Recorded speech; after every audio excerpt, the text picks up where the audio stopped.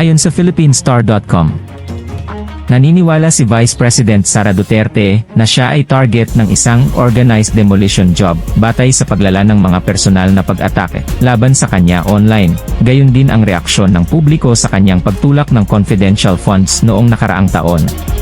Sa isang pahayag na inilabas noong Huwebes ng gabi, sinabi ni Duterte na ang mga kamakailang pag-atake na naglalayong sirain ang kanyang reputasyon ay naging mas matindi, malubha at desperado, at ang mga ito ay naglalayong i-frame siya bilang isang killer o isang corrupt, abusado, traidor at isang warlord. Nakikita natin ito sa pag-atake sa mga confidential funds, sa pagkalat ng video ng Commonwealth traffic, paggawa ng issue sa mga security personnel ng Office of the Vice President. Ang testigo na lumabas para akusahan ako ng pagiging bahagi ng Davao Death Squad sa malisyosong ulat tungkol sa mga baril ko, at mga walang galang na pananalita tungkol sa relasyon namin ng asawa ko, ulat ni VP Sara sa kanyang video. Noong 2023, hinangad ng Vice Presidente na isama ang 650 milyong pisong halaga ng kumpidensyal na pondo sa iminungkahing budget ng OVP at ng Department of Education na pinagsama, na nangangatwiran na ang lihim na lump sum ay gagamitin upang pulmahin ang mga bata na maging makabayan, and those opposing the fund were enemies of the nation for obstructing peace. Sa kabila ng paulit-ulit na kahilingan para sa transparency ng mga mambabatas, at ng public outrage over the secret funds she obtained in the previous budget cycle, tumanggi si Duterte na ibunyag ng eksakto kung paano gagastusin ang kumpidensyal na pondo ng OVP at DepEd. Matapos ang malawakang pagbatikos, ang House of Representatives at Senado ay napagdesisyonan na ang confidential funds na request ng OVP ay ilagay na lang sa pambansang ahensya na nakatuon sa pagtatanggol sa West Philippine Sea. Sa halos parehong panahon, maling inakusahan si Duterte na nag-utos na harangan ang isang bahagi ng Commonwealth para madaanan ng kanyang convoy, na maririnig na sinabi ng isang pulis ng Quezon City sa isang viral video. Ang sangkot na pulis ay nagsabi na ang instruction sa kanya ay gumawa ng daan para sa isang VIP, na siyang ikinalito ng pulis at humingi naman kaagad ng paumanhin para sa insidente. Noong Enero, sinabi ng retired police officer at self-confessed hitman na si Arturo Las Cañas sa isang press conference na sinabi ni Duterte ang trademark na Oplan Tokhang sa Davao City noong siya ay punong bayan pa roon, at inutusan ang NUI Police Chief na si Ronald Bato de la Rosa na isagawa ang marahas na kampanya laban sa mga gumagamit ng droga. Nauna nang sinabi ni Duterte na siya ay tinatarget ng maraming pag-atake matapos sabihin ng isang miyembro ng Kingdom of Jesus Christ sa mga senador sa isang pagdinig na tumanggap si Duterte ng mga baril mula kay Quiboloy noong siya ay alkalde pa ng Davao City. Sa kanyang pahayag, inilarawan ni Duterte na madaling target ang posisyon ng Vice Presidente dahil ito ang pangunahing hadlang sa mga nangangarap na maging presidente. Ang hinalinhan ni Duterte, si dating Vice Presidente Leni Robredo, ang pinakamalaking biktima ng disinformation na may kaugnayan sa halalan na nagdadala ng mga negatibong mensahe sa pangunguna sa 2022 elections. Samantala, si dating presidential candidate Ferdinand Marcos Jr., ang running mate ni Duterte, ang pinakamalaking benefactor ng disinformation na nagdadala ng mga positibong resulta.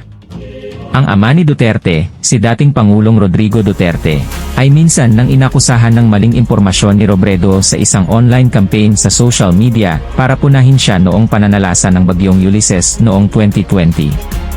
In addition, Duterte also called Robredo a liar and made sexual innuendos about her during his televised address. Panuuri ng kabuuang pahayag ni Vice President Sara Duterte ukol sa mga akusasyong ibinabato sa kanya.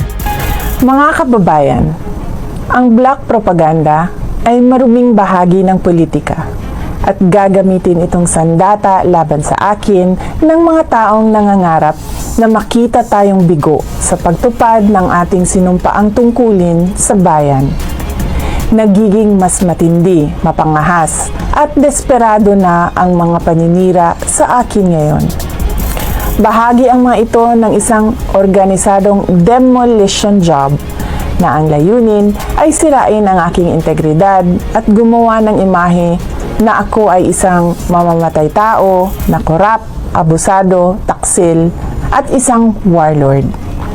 Makikita natin ito sa pag-atake sa confidential funds, pagpapalaganap ng video sa Commonwealth traffic, paggawa ng issue sa pagtatag ng security para sa opisina ng Vice Presidente, paglabas ng testigo na umano'y ako ay kaparte ng Davao Death Squad, sa malisyosong ulat tungkol sa aking mga baril at ang pambabastos sa relasyon namin ng aking asawa.